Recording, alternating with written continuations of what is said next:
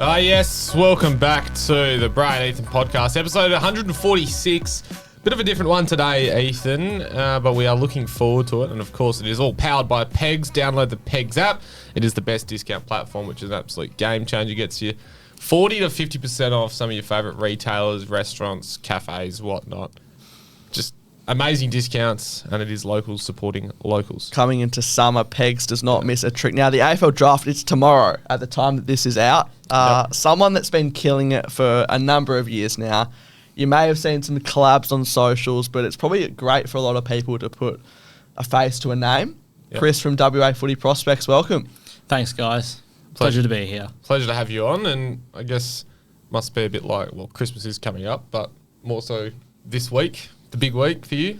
Yeah, so basically 12 months of work basically from like December, January onwards until now. So you kind of see all the hard work that all the players have put through from day dot. So all like footy, combines, all that kind of stuff. So I think, in the next couple hours or so, next couple of days, about 65 to 70 players might have their lives changed. Yeah. Well, I'm sure you don't need to be told this, but obviously, you do an amazing job. And we'll touch a little bit on the page and its sort of history. It's short history. I still want to say it's short. It's 3 years. Yeah. You started in late 2021. What sort of inspired you to kick off WA Footy Prospects? I was bored. Yeah. So mainly it's because I felt like during that time there wasn't enough sort of draft content with a WA focus. It was more kind of Victorian centric and maybe holistic towards the end of the drafts. But I felt like I just wanted to probably do something, highlight the prospects and stuff like that. That was a pretty good draft crop as well from a WA point of view as well. So that probably would have been a bit motivational as well. Yeah, I think about 15 or so players got taken across the Nationals and I think the rookie drafts as well. So I think so far looks pretty good. Because that 2021 year was like our first full year where we sort of focused in on those WA boys as well. So it was sort of like around a similar time frame. Well, hard question, I guess, probably to answer. But we've sort of had that similar, well, we've obviously gone through it quite at a similar time. So was there a point or time frame where you were like, hang on, these guys that follow my page are actually sort of enjoying my content and getting behind it? I think when I reached, 1,000 followers, kind of really told me that what I'm doing is probably pretty good. Yep. I think especially having those people, whether it be fans of footy or people within the industry like waffle clubs or people within the talent commission sort of getting behind it, that kind of gives me the confidence to continue to produce the content I'm doing now. It's the information you're putting out, some of it sort of can't be found anywhere. People are almost coming to your page to find out stuff. So what's the process there? So are you chasing up sources? Is it just a lot of research? A lot of going to games? I think it's a combination of everything. I think some information I don't have access to, so I'm just waiting like everybody else. So whether it be results or sort of power rankings, that I'll look at sources like AFL Media or people who normally talk about, so stuff like Cal Toomey, stuff that maybe come out of the West. So I think that's sort of the process I go, just looking for those kind of stuff. And then the other stuff I've been fortunate enough to sort of experience, I think, working within the waffle space, you can sort of, especially in that talent, I know a couple of people that work within that sort of place, so whether it be the players or some of the staff, they can sort of feed me some information. I might ask them, they might tell me. So it's goes both ways. And how certain do you have to be with that information that you're being told? You need how much sort of because I feel like it is journalism. People might say it's an Instagram page, but I would say some of it is exclusive. So how much sort of are you waiting on confirmation, and how much confirmation do you need to be no, I'm gonna go with this? I think if I have something, I'll just wait until another source would sort of post it just to double check. I think especially stuff like combine results, I don't really want to post the wrong thing. So I was fortunate enough this year to sort of, actually the past couple of years I've been there, but I didn't really want to post that straight away just because they might do some re-look at the results and just do that. So I think, but then once Rookie Me, because they run the combine and they post it, so I think I'll do the same as well. And you wouldn't want to get anything wrong with the following that you have. Absolutely not. I think I just don't like making mistakes. Yeah, has that happened where like I imagine the DMs are flooded, but you've sort of copped stuff where like maybe people think you don't know what you're doing, or feedback and that sort of thing, and how you reacted to that? I think it's mainly like probably just not double checking stuff. So I think there's a couple times within like my weekly stand-up post, I might not change the stats for a certain player, I might do something, and that really kind of pisses me off internally, because it's simple mistakes, so taking the extra time to double check. But I think normally probably posts all right. Yeah. You just said before, working at East Freo as a trainer, we believe. So how much? I'll also chuck this question in before. Were you working there before you started to make the page? It's kind of the same time, I think. Okay, so you were like, hey, there's this good talent running around. Might start following it a bit closer. Is that sort of what got you into it? I think it was mainly just because of my degree, because I do a sports science degree. I'm finishing that now. So I think it was sort of to help build sort of the skills, and that might help me throughout pracs and stuff like that, making me more employable in that space. But I think it works hand in hand in the talent space. It will help me. So week in, week out, I'll probably see like the best players at East Freo, but also the best opposition players week in, week out. So how much time would you be putting into it each week, balancing obviously the page and East Freo? I think footy season with East Freo, when I'm at the club, I just purely focus on that stuff, so I don't really get too occupied with WA Footy Prospects. But I think outside of that, I'll use that time to like do some editing, or maybe watch some game vision and do all that kind of stuff. Yeah, it is very like professional and well laid out. So has that always been like a strength as well, like just editing and just good with software? Kind of. I think it was just mainly just sort of the first couple, maybe year or two, is just trying to see what's out there, what I might do, and then see whether if people like it or not, and then I'll continue to do with that. So it's just really just trial and error, and then just refining it. And like sticking to a brand as well. It's Absolutely, very like consistent, like it's like the WA colours all over, so like just the identity and stuff like that. Yeah. Well, moving forward, is the plan to just see where it goes, or are you keen to sort of make something out of it, career or business? Obviously, there's a lot of sort of more opportunities in like the social media space and sort of making money and that sort of thing. So, yeah, what's the plan? And other platforms as well, or do you think Insta is where your sort of niche sits? Insta's probably the easiest, because I don't really want to dive too much, because I think eventually I will have to stop the page. But I think, going back to your question about what's next, the ideal career would be just to work in that talent space, whether it be like within the commission or like hopefully AFL clubs, in terms of like recruiting and stuff like that. Because I think I didn't really imagine doing this too much. I think it was mainly focusing more like that strength and conditioning side with my degree. But I feel like now sort of the page is growing, it's getting, I guess, more successful. I think maybe it was thought like, I think that's actually could be a career. Yeah, and it wasn't like planned. It's sort of, by the way you're talking, it's just like, I hate to use go by the flow, because it might come across as a bit like lazy almost, but like, you didn't sort of be like, okay, this is where I want to get to. You just sort of started, and I think that's probably the most important part, is just starting and being consistent. I think it was just starting, like posting or like the profiles at the time, and then just seeing what's out there, and then whatever happens. So yeah. I don't know if you picked up on this, Bray, but you said you're going to have to stop eventually. Why? Well, I'm not sure, but I think it's maybe like whatever I might do next might be a bit more time consuming, where it might restrict me, but I think, nothing lasts forever. That's a headline. WA Prospects to quit. Would you pass it on? No. It lives and dies with me. I created it, and it will die with me. Okay. Somebody else can sort of take over in terms of like covering that, but the WA Footy Prospects page itself, it's mine. Yeah, well, I think like we can relate, but I disagree in the sense of like what Bray and I have created.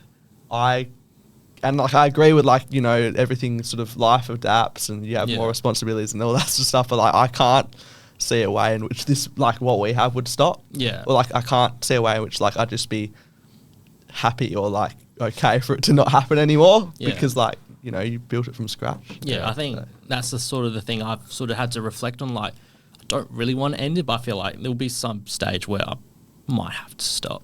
Yeah. A job could pop up. To move over to Melbourne or something, who knows? Yeah. That could be what it is. Well, over the 3 years you've been running it, has there been a favourite player or a draft group you've enjoyed following?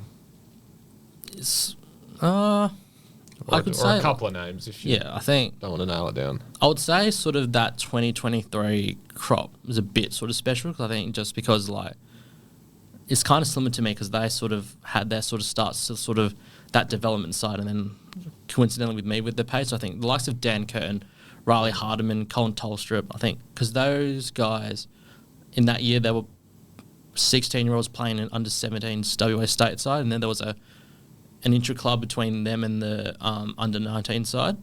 I think those were the names I just remembered because I think just to follow in the next couple of years, and then it's nice to see them actually play AFL footy. Yeah. They all pretty much got a crack this year as well, Yeah, which I is think good to see. Dan debuted, Colin debuted, and Hart's Riley, debuted. Yeah. Well, I guess there was a fear about this year's draft chances before the year even started. How have you assessed WA footy as a whole across Colts, the Champs, PSA, and the rest of it? Because early indications are the next couple of years are looking promising. Yeah, I think initially there was a concern about the depth of the draft, and especially I would agree that there's probably not enough top end compared to the last couple of years. I think last year there was about 4 players taken within the first round. It's looking more that Bo is the only player going to be taken on night 1. But I feel like the Champs was, for me, and I feel like a lot of the boys, a point to prove to like all like the doubters that there is talent, and then they had a very good carnival. I think they were 1-3, but all the games they were incredibly competitive. And then a lot of those sort of players who might have been more speculative, like a third round, now are pushing to be in that second round. So the likes of Hamish Davis, Cal Gerine, Hugh Boxall, I think now probably putting their names in that kind of place. Yeah, for sure. It's it is looking promising, but who knows? Like we could say that 2025 is going to be a stacked year, and then hopefully this is like worst case scenario. It doesn't end up, but then you look at like this time last year, WA not going to have anyone drafted, and we could have double digits. So I think there will always be players taken, but I think it's just where that sort of spread of that talent goes. So whether it be like a couple in the first, couple in the second, couple in the third, or maybe most of it. All right, well, we've got a list of names that, we'll love to get your thoughts on. And we've sort of, in our opinion or what we sort of know, have sort of broken them down into the sort of the certainties or the very likelies. I mean, nothing's certain, but, very likelies, the 50-50s, and the outside chances. So, would be interested to know your sort of opinion on these. So, certainty / very likely is Bo Allen. I think we can... I think I'll we say, don't need to talk about too much. Yeah. I think what's already spoken about him, but I think, Hamish Davis, obviously had him in this time last week. I think he's one of the names I mentioned, sort of like being sort of that possibly sort of late second, third round, but now it's pushing to be within that range. I think playing sort of waffle league footy has definitely helped his case, especially in that elimination final against East for kicking 4 goals. I think that's probably, and then also I think sort of his skill set, I think, makes him a very attractive prospect for clubs. I think one thing I took about his interview, and you hear about AFL clubs talking about character, was he was so humble. I just got that impression last week that he was just, super humble, which I sort of had an idea of before, but when you sit down and you realise it's like confirmation of that. I agree. Cal Gerine. Yeah, again, I think he played league footy as well. Yeah, I think had a helps. pretty good carnival and then very consistent Colt season. I think there was a patch where he had, 30 odd touches and kicked multiple goals. And I think, again, a skill set that makes him a pretty good prospect for clubs to develop. May not sort of impact straight away, but I think it's more of a 2-3 year development plan. But I think there is skill, talent there. 30 disposals is a key position player as well. Especially sort of being that sort of as a ruck who can push forward as well. There's been confusion about him being eligible for the mid-season draft that was on this year. I'm like, what? From one expert out there who's when I say expert, at the top of the list, who was saying, he was sort of around the mark in the mid-season draft. It's like, no, he's not even. This is his top age year. Hugh Boxall's been the one that's sort of been the big bolter, almost like a Joe Fonte replica if we take back 12 months ago. Would I almost have it experts are saying he's going to go for sure. Yeah, I think it was a couple of days ago. Kevin Sheen, who's the AFL talent ambassador, sort of the guy that you should associate with the talent space, he put him in his top 40 prospects. I think if you're within that range, you're probably like a good chance of getting picked up. I think, again, Huey had a very good season. I think very consistent for Colts, especially moving from defence where I've normally seen him play in the past, but now being like a tall inside midfielder, very clean hands, contested beast, and Now, a name that people were having is potentially the top two WA prospects was Malachi Champion. It seems to have been that he's slid a bit, would you say, in the rankings? I think just because, like, when you're tied to an NGA club, there's kind of an incentive that most of these players get taken by their club. But I think, again, Mally was one of those, I think, handful of WA players to play league footy. So I think that there's always talent with Mally. Like, he's turned something out of nothing. He's those, like, those players, I think. You could probably say that he kind of maybe slipped in the rankings of other prospects who've probably gone up, I think, I think he did slide, and then the league footy almost brought him up. And you could way, argue that, like, he did better in league than he was doing in Colts. I think, you could say. I think with Mally this year, he's had more of a different role change, playing a bit more midfield, less more as a small forward. So I think his sort of goal production has dropped off compared to, like, last year playing as a pure small forward. But I think, in the Champions League playing was that role, and then played very well, kicked, I think, a couple of bags of like 2 and 3. Yeah. So you'd expect NGA, like a rookie, at a minimum for him. Yeah, I think he will at least get picked up by West Coast if maybe a bid came a bit earlier. Would West Coast pick that? I'm not sure, but I think we'll get picked up.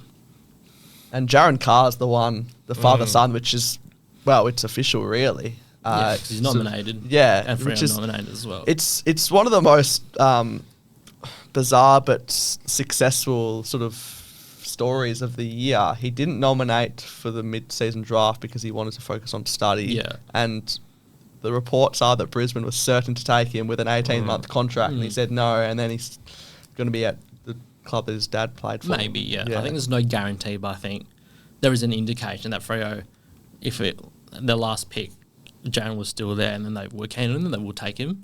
But I think, it's good to sort of have an actual Freo father-son get picked up, because I think the club hasn't been, not that old, and then I think... Yeah, it's still, like, you can't, it's the 30-year club, like, it's only going to be so many compared to a big Victorian club. I think the club only had, like, 2 players who've had dads play for Freo, but not really that sort of 100-game minimum compared to, like, Jaron's dad, Matthew, who played, I think, 38 games. Yeah. Ben Allen as well. I think he played 80 games or something at Freo. I think he played about 50 or so, just because he had his start at Hawthorn, who I think played 98 games. So Ed missed out, I think, 2 games by being a Hawthorn father-son. But Yeah, well, he's very, like, if he, does go to the Dockers, I think he might not play straight away, but he might have to spend a bit of time still in the waffle. But he's very athletic, very rangy. Yeah. I called his game in South Freo reserves, and he just, like, again, one of those guys that can just sort of bow up out of nowhere. Yeah, and he played league footy as well for South as well, so I think he's been exposed to that sort of senior footy level. Yeah. A couple of 50-50s we've got down here, which is just one that just surprises me. Jackson Artemis, after the MVP that he had during the championships, and there's no certainty that he's going to go to an AFL club.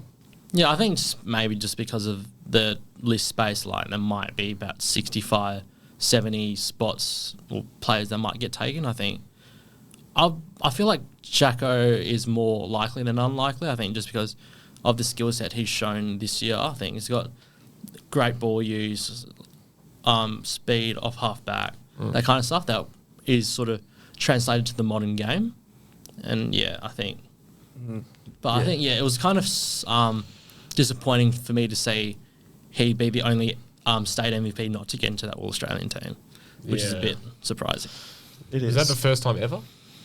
Would you know? That I know of, but I don't think it's happened too many times. Yeah, it's crazy. I know the Dockers have been linked to him. Yeah, I think I've heard something from somewhere that Freo could be in the mix. It's like, it's funny. Like, there's so many of these guys. You hear that like a second round chance, and then you hear that they're like a rookie chance. It's like the range is so wide. Especially this year. Yeah, people consider it to be one of the most depth-heavy drafts, I think. And especially looking at, like, even the top end, like, the range of, like, players that could go from, like, 1 to 5 and all that kind of stuff. And, yeah, it's crazy. Now, someone that you could probably argue should be in the certainties or very likely is, based on what I've just been hearing the last couple of days, is Will Hayes. Yeah, I think that's the same as Will. He's, like, there's... I'm going to say, like, Mick Ablett said on radio that he's 100% going to be picked up. Yeah, I think Will has also the same sort of skill set that clubs would like. So I think he's got speed, but also he's got a very good endurance tank, and also he's a good ball user, I think. Again, like those traits that the modern game suits. So I think, height might be a bit of an issue, just I think him being sub 180 centimetres, but I think, probably might be another long-term development for a club, I think, Lockie Whitfield, I think, was the comparison for him, one of the main ones. Clancy Dennis, another one who would probably be a bit more likely to get picked up than not maybe, unlikely. I think I've read in the West that Collingwood have been linked to him for the sort of key back stocks. I think, whenever you hear maybe like articles link players to clubs, so maybe that might be a good chance that it's out there. But not more he could do, all Australian at centre half back. Yeah, Colts team of the year as well. So now Luke Urquhart's a really, really interesting one, because I think he's someone that probably couldn't do any more. Do you think he's been a victim of no finals exposure? Because obviously we spoke to him and he was very aware that was sort of out of his control, and he was very sort of content with that, which is like a great thing to be aware of, that it's sort of out of your hands. But I think he's probably, out of these guys, maybe the most genuine 50-50 where it could go either way. Yeah, I think Erk's played, I think, about 3 games of Colts footy, like 2 early in the year and 1 mid-year game. He had, like, an injury towards the back end of the year where he couldn't, like, sort of play our last maybe 2 or 3 Colts games. So I think one of the cons about maybe playing or being part of a PSA system is that you're playing not a great level of footy compared to, like, Colts and stuff like that. But I think I do agree that he couldn't do much more, and I think the games he's played very well. It's almost like what separates him, because there's so many midfielders. So is that sort of like a weakness, or like, because you need something that's be like, okay, just stand out. Stand out. Yeah, I think sort of this year the Victorian talent is very midfield heavy, so I think he's trying to contest that with all the likes of Ashcroft, Smiley, O'Sullivan, that kind of stuff, and even like sort of the lower end guys. So I think being like a inside midfielder is probably where a lot of clubs have surplus and that kind of stuff.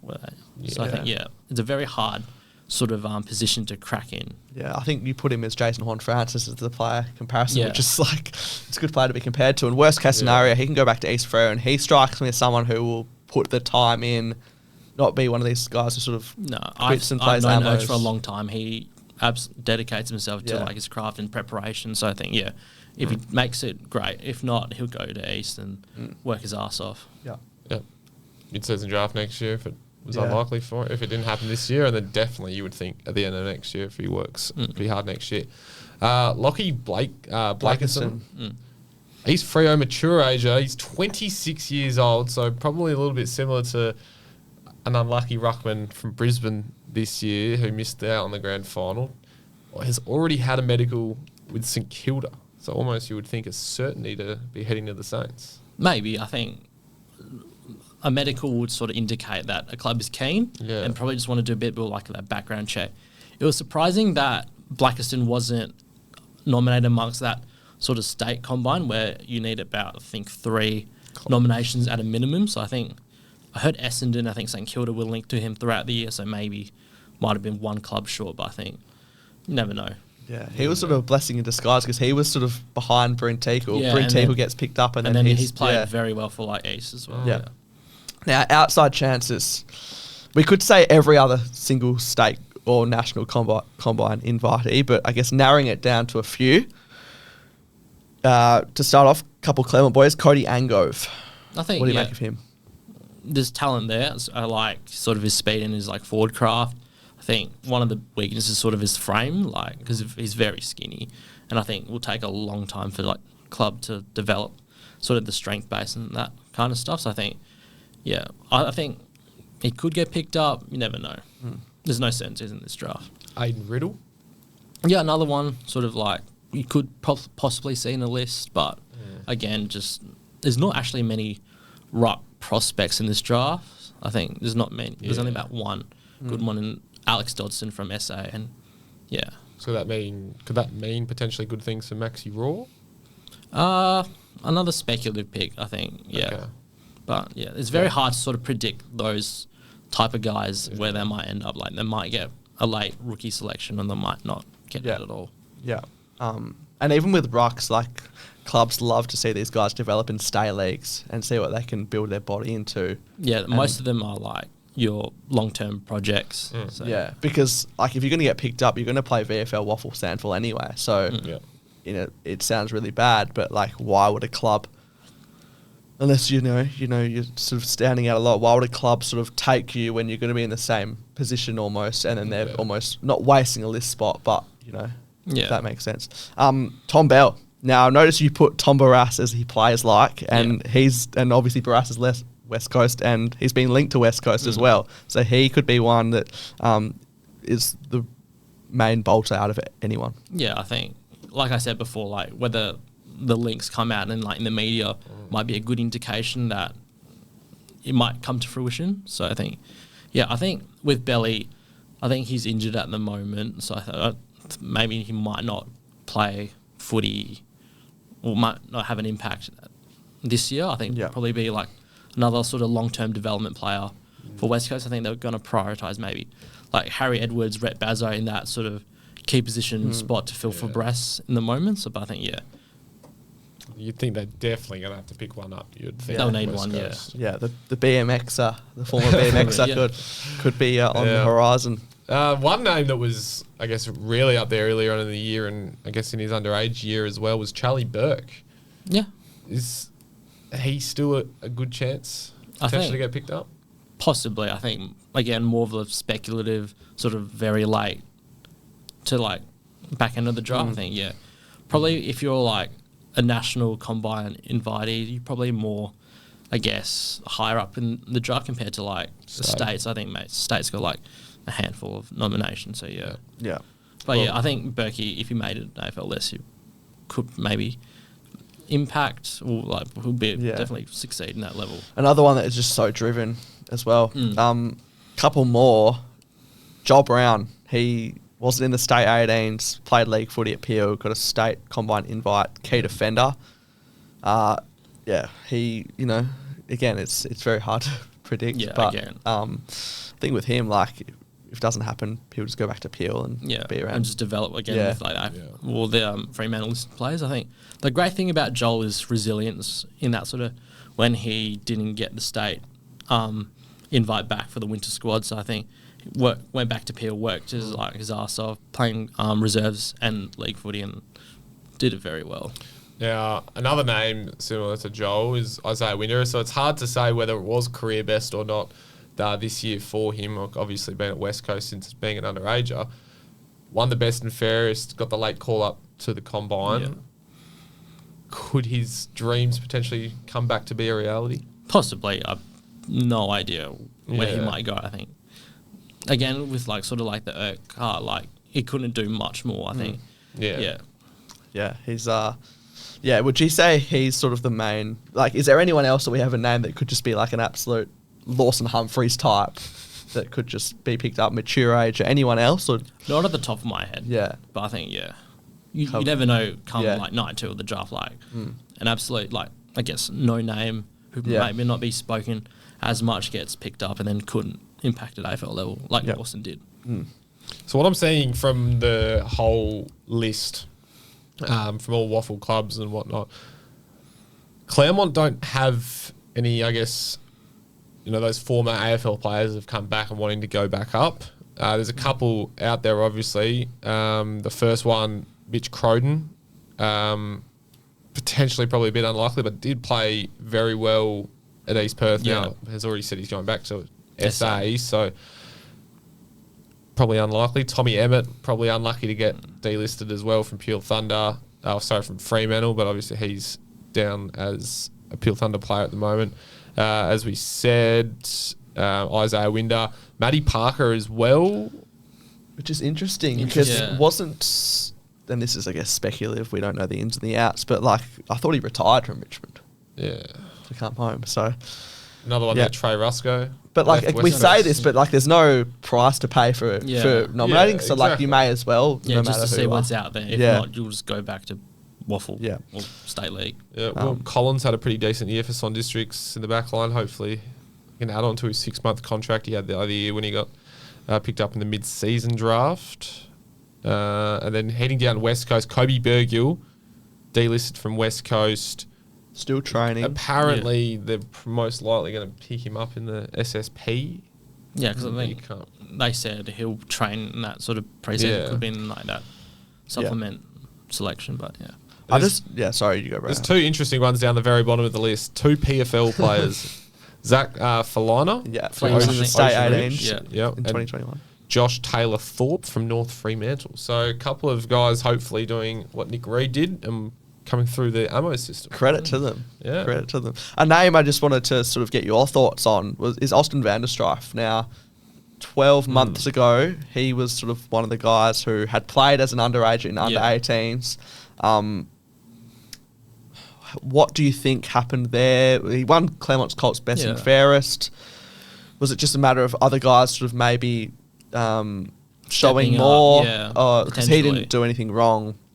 But yeah, he, Yeah. for lack of a better term, he probably maybe slipped down. Kind of, yeah. I Yeah. think that's sort of the surprise of me because I think watching Aussie for a couple of years, I think he's a good like ball user, but I think maybe didn't show enough sort of like athletic attributes to the game that might pip him over some players. And Yep. yeah, Another name I missed over, so from a former AFL perspective, was Luke Foley.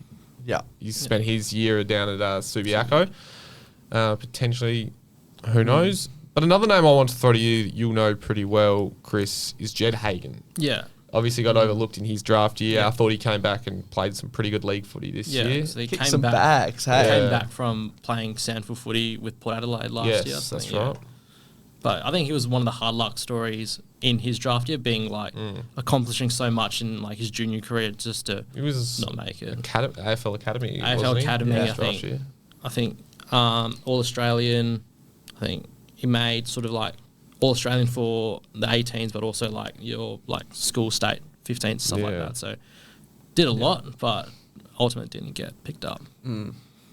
Yeah, I think of those sort of guys, those smaller guys, like a Yeah. Colin Sanchez as well, who's Yeah, often those subbed like for. good footballers, but maybe not athletically gifted. Yeah. Well, the AFLW draft is coming up next month as well. So just looking at sort of the state and national combine list, what do you make of it? I think we have 5 girls in the national. 5 national, I think about 7 in the state combine. So I Yeah. think, yeah. And what do you make of it? All looks like some good players in that. Yeah, mix. especially having sort of like, I would guess like that big 3 in like Zippy Fish, Molly O'Hare and Claudia Wright. They'll sort of headline that sort of crop, but also the likes of like Taya Chambers, Lily Patterson, Yeah. and like the others have sort of like also stepped up in that space to be in consideration for the draft. And with your page, will your sort of predictions and sort of promotion from what you've done with the boys carry into Yeah, that? I I'll imagine. do something about like draft profiles for all like the draft nominated players. Yeah. They'll come out I think in December as well. So I'll Yeah. start to maybe do a little bit more time into like that women's space and like 18s and 16s. Yeah. 'Cause I think the next couple of years will be also very good. A lot of talent there. Now, we've only got about 8 minutes left here in the studio, and I know we've got still a lot more to go through. So we know there are a couple of unlucky 7s guys that missed out. So there's a lot of names in there. One that just stands out on the page for me is Darcy Montgomery, 17 games at Subi since 2023 and has been involved with the Eagles but misses out on the summer squad. Yeah, that's one of the surprises for me. I think Das just missing out in that sort of talent opportunities. I think the state 17s had like sort of like not a curtain raiser, but like a exhibition match down at East Ferris. Sort of like, but he didn't get picked up. So I think that was a bit of a surprise. Yeah. Well, yeah, the summer squad obviously for 2025 has come out, and also the AFL Academy for 2025. So if we just sort of delve into some of those talking points, one that I know a lot of people may be a bit confused about is how did Blake Kelly miss out on National Academy selection? Probably a victim of being an inside midfielder where there's like a surplus of that across the country. I think I would say I was not surprised by him missing out. I think there's a pretty good influx of inside mids in next year's draft. Overall, I think a lot of that I think it was 29 players that got selected for that. I think 10 are coming from the Allies team combined of like Queensland, New South Wales, ACT, all that kind of stuff. Then 4 players from WA, I think 4 players from SA, 5 from Vic Metro, I think maybe 4 or 5 from Vic Country. So I think a lot of strong sort of influx from the Allies. And there's a lot of brothers of people who've made it or well-known footballing names, particularly Claremont. Benji Van Rooyen, who captained State 16s, brother of Jacob. Elijah Dennis, brother of Clancy Dennis. And obviously Cody Curtin, brother of Dan. And he's arguably WA's best heading into 2025. So what do you make of those guys who already have ties to family members? Yeah, I think normally Claremont's a very strong in terms of like their talent, and I think the talent pool is very good. So I think it's not surprising that a lot of sort of players who've gone through that sort of system are coming up again. Yep. Kobe LaCroix, not a Claremont one, but another name. Yeah, sort of son of Brett LaCroix, played a handful of games at West Perth and North Melbourne. Nephew to Mark LaCroix. Axel Walsh, brother of Xavier. Big raps on him pretty early on, considering he's an 09 born and he's already 199 centimetres and he's impacted huge in the PSA for Trinity. Yeah, and I think he's one of those players that I think 3 09 players or sort of did that development for like that summer squad. So I think now you Are they listed as train-ons? Yeah. Not train-ons, they're more like development. But I think they might consider them as a trainer, but they probably won't play state footy compared to like I think Lockie McGlade, and I think who else was another train-on? Because they're all right prospects. We have the link here. What was it? We'll get it up. There we go. So the train-ons was Robbie Farmer, Damien Urey, Lachlan McGlade, and then the 09s are Jacob Key, Axel Walsh, and Angus Abenizio. Yes. I was talking to someone last week, and they said, and it's like we crystal ball enough, but this is like crystal balling just... Here we go. Almost sort of out of the realms at the moment. Axel Walsh, top 3 draft prospect in his year group. That's what I've heard. Because he'll be a 2027 draft, and I think that's the year. He's 200 centimetres and he's 15. He's probably growing as well. Yeah. But who knows? And obviously Xavier has just signed on with Port Adelaide, so... Who knows? There could be a bit of a link down the train. Well, a good thing is the lowest represented waffle club in the summer squad still was 3 players, I think. So it's a very even contribution across the board. And do you sort of agree with the omission of the 07 born players in the favour of some 08s?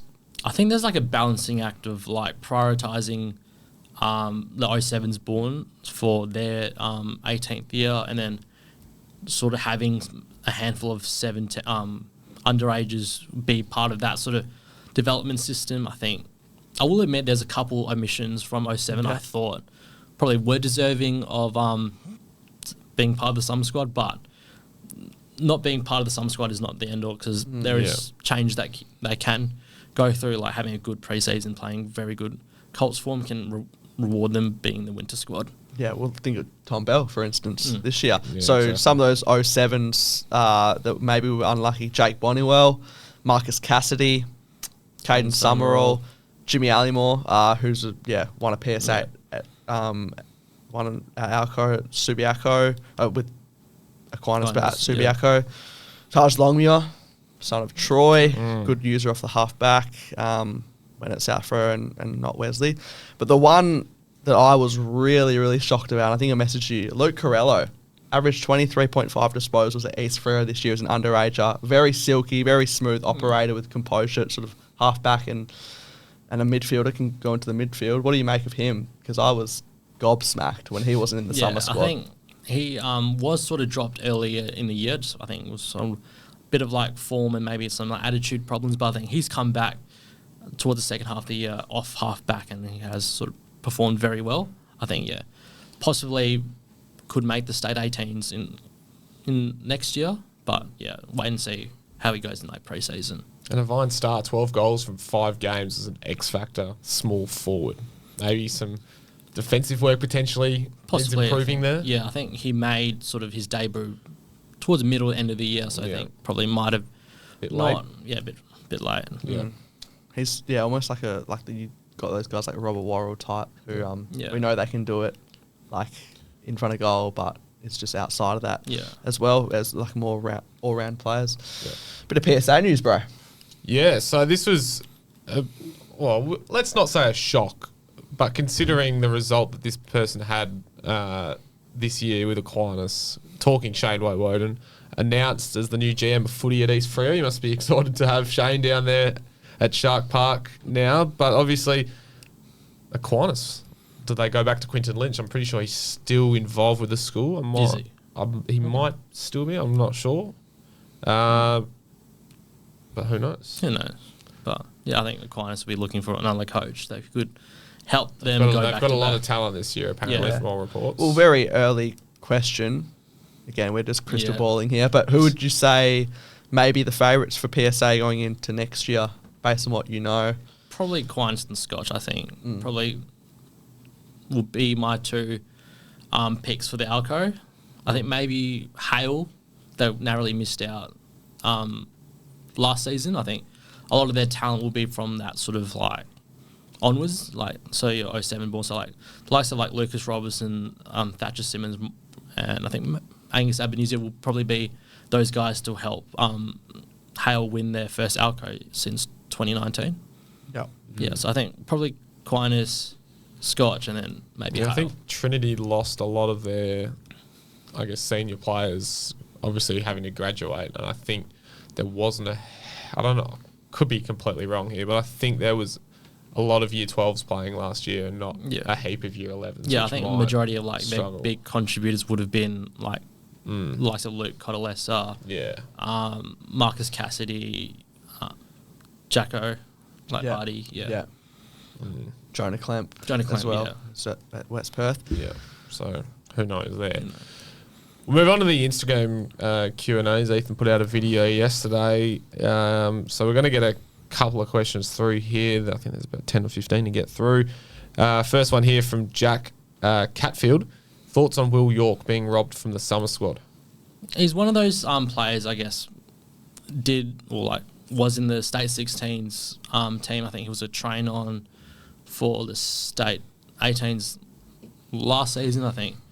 Probably, again, one of those players of being like an inside midfielder, but I think maybe not possessing another sort of skill or trait that would help. Yeah. The J_Jaden. Who does West Coast and Freo need? Whether it's talls, explosive mids, experienced waffle players, etc. I'll go ask the Freo first because I'm a Freo supporter. So I think the club is in a good space where I think they can just take best available, whether it be at that 14 range, like maybe a small forward like Joe Berry from Vic Country. Yeah. So you would take Victorian players? Or maybe at this, with their first pick, I think. That's where their talent would be, I think. And then their pick 31s, I probably might look at Hamish Davis. I'm hoping they pick him up. Yeah. I would like Hamo at the club. Yep. Well, obviously. And the West Coast, they definitely need talent overall. I think they've missed out on a good, genuine midfielder, trading from pick 3 to pick 12. Does Bo Allen slip to that range? Maybe, but reading all the reports, it's more unlikely than unlikely because I think St Kilda and Richmond, they have multiple top 10 picks and then they can pick him up. So I think, I heard Tommy Seckle on SEN say that Finn O'Sullivan, who's right in the mix to be the number 1 pick in this year's draft, was spewing when West Coast traded away pick 3 because he loves West Coast and he's grey mates with Harley Reid. Yeah. So, and he's a Victorian player who's willing to move over to WAs instead of like being sort of reserved about moving. So I think West Coast missed a very good player. Now, there's a question here. I'm just trying to see if this person is actually nominated. It's involving Bailey Morgan. It says, yeah, I guess it's just thoughts. He has nominated. So thoughts on Bailey Morgan and Taj Longville. Yeah. I think with Baz, he was in that sort of frame to maybe be part of like the summer squad. Because I think in 2023 there was like another sort of under 17 sort of exhibition match, but he unfortunately injured his ankle that ruled him out of like the second half of the year and sort of early pre-season. So I think he was one of the victims of just injured at the wrong time. Yeah. But No, this is a... go on. Yeah, I think if Baz doesn't get picked up, we'll play footy for East Freo. Yeah. This is a road question from Dylan Connolly, 8. Oh, God. Could be anything. Favourite Colts player? He wants me to say it, but I will admit, I do love Dill. He's like a son to me. But, yeah, I'll say Dill. But there's another, like, I've known a lot of East Freo players over the coming years. That was just an East Freo question. That wasn't a... It was purely an East Freo question, Right. yeah. But I think I've met so many, like, great East Freo players, but also good people as well. Yep.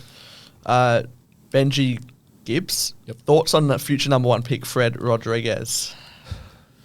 Could be number one. He's but I obviously think one of 4 WA boys in the AFL Yeah. Academy. he's probably number 2 in my sort of top 10 rankings, just behind Kurtz. But I think Fred would definitely be in like that top 10 Yeah. early, in my opinion. I think just because like he's sort of like a bigger body inside midfielder, great sort of ball user, especially if you've seen the footage of him. He uses his left foot so well, but he's actually a right footer. So I think, yeah, a bit like Sam Mitchell time. It's Yeah. a good talent to have. Benji again, do you think South Freo utility Elijah Nathan was robbed of a State 16's invite? I haven't seen too much of Elijah Nathan, so I won't say too much on that. Yeah. I think it came up a little bit. So Yeah, I've obviously heard that his name name's a getting lot, around. but yeah. Yeah. Diego Tharp, most versatile player in the draft from WA boys this year. I think there's definitely a lot of players that can play multiple positions. So like Bo, Kale, and Hamo have played sort of like a different role depending on like what team they're playing. So I think with Bo, he's played as a defender for Peel Thunder, but a midfielder for WA. Kale, ruck for West Perth, but like a full forward for State, and Hamo sort of like a forward as both at Colts and sort of league level, but also a bit of like a midfield stint as well, like towards the end of like that Colts year. So I think a lot of players now this year should be like going forward. I think most players should be able to at least play like a different role, just because like if they make it AFL level, they may not play their preferred positions, but they should be willing to learn like a new role. Yeah. Callum J. Jones. Zero Jones. Is Jaden Fanazzi a smoky chance? I Peel think Thunder. Yeah. he nominated this year for the draft, but I think it was probably like, I don't really want to say like shoot down anybody's hopes, but I think being like draft nominated does help people's chances of getting picked up rather than like no nominations at all. But Yeah. I would say very, very, very, very unlikely. Noah.Hay 15. What team will win the Colts Premiership in 2025? You can have a little bit of East Freo bias. My immediate thoughts is South Freo are going to be thereabouts, but because Fred and Toby Wan, Yeah. etc. But then you realise that the best players are going to be out through champs, Yeah. through extra, like academy. The trial games. Yeah. Yeah, tests like their depth. So as well. it actually kind of is a thing of, obviously players come back for finals, but it's about qualifying so that you can Yeah. be there. Early sort of prediction. I'll just Say say, it. You can say it's Freo if you want. I'm hopeful it's East Freo. So I'll say East Freo. Okay. Yeah. Yeah. Because we've only got like 3 sort of state players, like so Riaz Mohammed, Josh Noel-Matthew and Cooper Ramsey, that they'll go to state. So I think, but like the likes of Corello, The guys that we Bonniwell, mentioned, yeah. and like Summerall will be there. So Who knows? Who Hopefully knows? a blessing in disguise. maybe one of the perks of like not having too many Yeah. state representatives. Ethan, do you have an early prediction?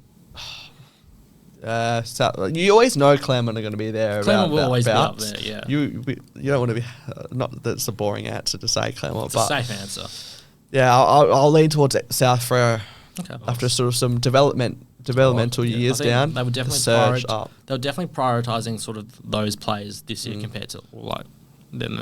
And their top league ages. team, a little bit off topic, but their league team is looking absolutely stacked. They're signing A lot of sign Ethan Hughes, Trey Rusco, Jermaine Jones. If Isaiah Winder's still there, like they're going to be and Hamish Free comes back from North Melbourne. They're going to be So that's another name actually. I think of Jermaine Jones. So he hasn't nominated, so he doesn't plan on playing AFL next year. Yeah. I don't think so. He's housemates with Isaiah Winder, so that was the sort of link there to come. Lewis Ovens, 15, last one we have. Do you think West Coast would benefit more from Bo Allen or someone who plays like Travalia? Toby Travalia from Victoria? I think with Bo, I think it would be a good selection for West Coast. I think help them their backline, but also transitioning to the midfield. That's sort of similar with Travalia. I think most people associate him being like a rebounding defender, but also could push up into the midfield, similar to like people compare him to like Will Day early on in his career, being like sort of like a half-back flanker and then being like sort of a bigger body inside midfielder. But I think if both will be great players for West Coast, so like just as whether who they prioritise. Yeah. Who's the best player in the draft overall? Finn O'Sullivan, he's my best player. The West Coast traded away, pick 3. Yeah. I think Levi Ashcroft for mine. Yeah. All right, well, for two people who have seen on a lot of underage footy this year, from a WA point of view, who are we tipping other than Bo Allen to be the best? So second best to Bo Allen, you would think, obviously, would be our first player drafted. Who's number 2? I think it's difficult Hamish Davis to look past Hamish Davis with what he's put together. But as we know, draft night, it throws up all sort of scenarios. Yes. So, well, what about this question? You're Smokey. Will Hayes. Yep. Yeah. You going Will Hayes as well? I think Tom Bell. I think Tom Bell's the one from the outside chances that is a genuine possibility to go. Right. I like it. Well, hopefully those things come true. Those predictions come true over the next couple of days as we look forward to it happening on Fox Footy. You guys will definitely be watching. I'll be watching. Yeah. It'll be a good couple of nights sitting on the couch and watching. And of course, this has all been powered by Pegs. Download the Pegs app today for the best. It is the best discount platform, which is an absolute game changer. It was for uni and TAFE students. No more. It's open to the general public, so you can get up to 40 to 50% off at some lovely restaurants or retail outlets, cafes. Just tickle your fancy. Could I just say, thanks for your time today, Chris. Obviously covered on quite a bit. But yeah, keep up the amazing work. Follow WA Footy Prospects. I'm sure if no one's aware of it, then they're obviously living under a complete rock. But keep up the amazing work, and hopefully we can still work together in the future again. No worries. Absolute pleasure having you on.